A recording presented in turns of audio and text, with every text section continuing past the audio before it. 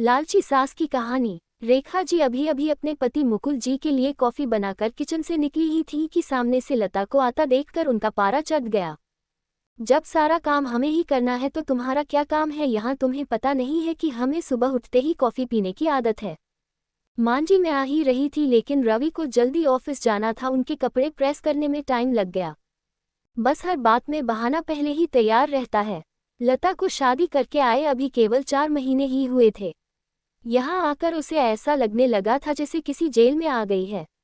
उसे कहीं जाना हो तो लेनी पड़ती थी, कोई गलती हो जाए तो पनिशमेंट मिलता था। सास ससुर और पति तीनों ही एक सुर में उसका विरोध करते थे। कभी कभी तो मन करता कि यहाँ से भागकर अपने पापा के घर चली जाए, लेकिन पापा हार्ट पेशेंट है, ये सब उन्हें पता लग गया तो न जाने क्या अनर्थ हो जाएगा। यही सोचकर सब बर्दाश्त करती रहती थी। लता ने जल्दी जल्दी सबके लिए नाश्ता बनाया, उसके बाद रवि को टिफिन पैक करके दे रही थी। तभी रवि ने आवाज दी, लता क्या कर रही हो? इतना टाइम नहीं है मेरे पास, कार चला के नहीं जाना है? मेट्रो में कितना समय लगता है तुम्हें पता है? जरा सा लेट पहुंचो तो ऑफिस में सुनना पड़ता है। रवि की एक एक बात इस बात की ओर इशारा था कि उसके पिता ने कार नहीं दी थी, लेकिन वह अब सब सुन लेती है। पिता को कैसे बताए कि जिन्हें आपने उसका जीवन साथी चुना था वह पैसों का लालची है।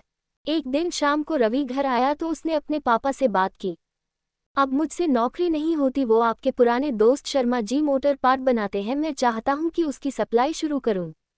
लेकिन बेटा उसके लिए तो कम से कम 10 लाख रुपए चाहिए होंगे, वो कहां से आएंगे? वही सोच रहा हूं। तभी लता चाय बनाकर लाती है। लता तुम अपने पापा से कुछ पैसे उधार ला सकती हो। लता का सब्र जवाब दे चुका था। रोज रोज के तानों से दुखी होकर उसने जवाब दिया, रवि मेरे पिता के भरोसे मत रहना, उन्होंने मेरी शादी करके अपना फर्ज पूरा कर दिया। अगर आपको नौकरी करने में दिक्कत है तो मुझे जॉब करने दो, दोनों मिलकर कमाएंगे। ये सुनकर रवि का पारा चढ़ गया। क्या बकवास कर रही हो, ज्यादा जुबान चलने लगी है।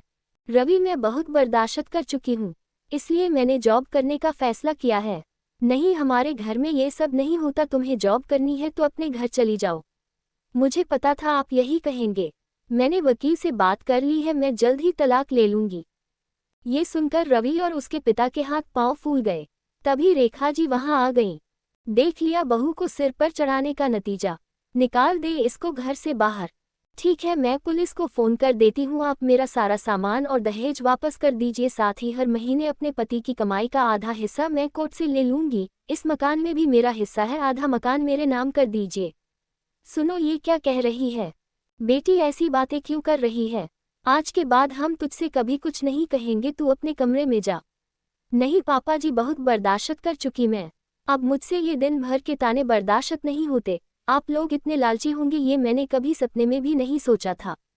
इसके बाप को फोन करके बुलाइए, इसके मुंह लगने से अच्छा है उनसे डायरेक्ट बात करते हैं।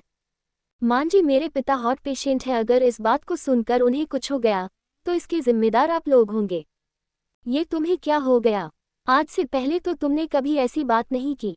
मैं आज तक आपके और मम्मी पापा जी के हर ताने को बर्दाश्त करती रही। 20 लाख रुपए मेरे पापा ने शादी में खर्च किए, फिर भी आपको कार चाहिए, बिजनेस करने के लिए पैसा चाहिए। लता ने उसी समय अपना सामान पैक किया और घर छोड़ दिया। जाने से पहले उसने अपने सास ससुर और पति तीनों को कहा, अगर मेरे पापा को आपने कुछ बताया तो मैं आपको अरेस्ट करा दूंगी, तलाक का नोटिस आपको मिल जाएगा, चुपचाप साइन कर देना। लता वहां से निकलकर अपनी एक सहेली के फ्लैट में पहुंच गई। एक दिन पहले उसी ने उसे हक के साथ अपना आत्मसम्मान बचाने के लिए समझाया था। कोमल मैं आ तो गई हूँ, लेकिन अब आगे क्या होगा? चिंता मत कर, मैंने बात कर ली है, मेरे ऑफिस में जगह खाली है, कल से तू जॉब करेगी और मेरे साथ रहेगी।